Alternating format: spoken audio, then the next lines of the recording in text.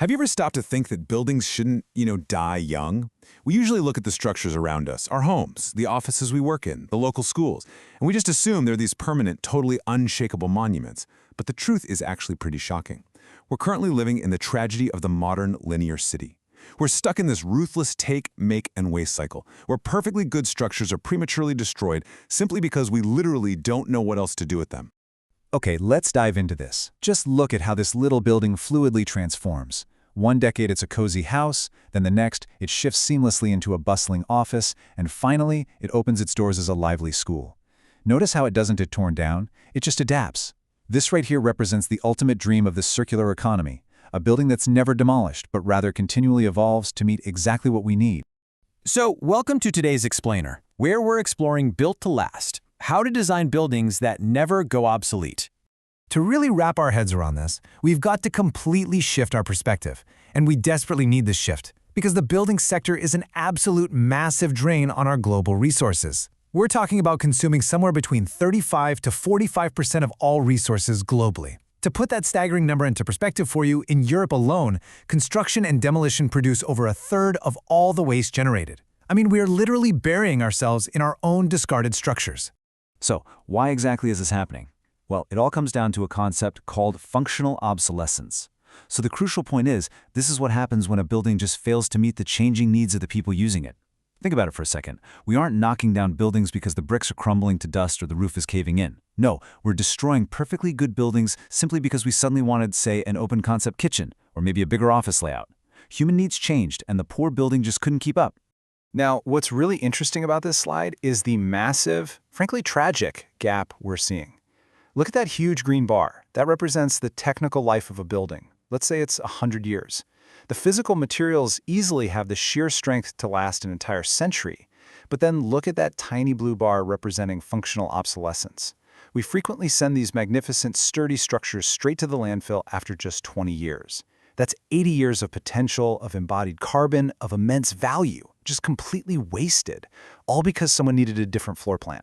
Fortunately, there is a cure for this. Strategy 1.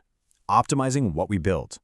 If we can actually solve this problem right on the drafting table with a design for longevity mindset, we can stop that wrecking ball decades down the line. And this brilliantly illustrates how we achieve that future-proofing. It comes down to two main methods: adaptability versus convertibility. Adaptability is all about making those temporary, everyday changes without touching the main structure, like shifting partition walls around or turning a closed-off cellular office into an open floor plan. Convertibility, on the other hand, well, that's about permanent structural alterations. It's the actual capacity to actively add to or shrink the sheer physical footprint of the building itself. To really see convertibility in action, check out how this small office structurally expands into a large house. By using these modular, block-like additions, the foundation and the core framework were actually designed from day one to accept those extra pieces. By planning ahead for permanent structural additions, or even subtractions, we massively expand both the functional and economic life of the building.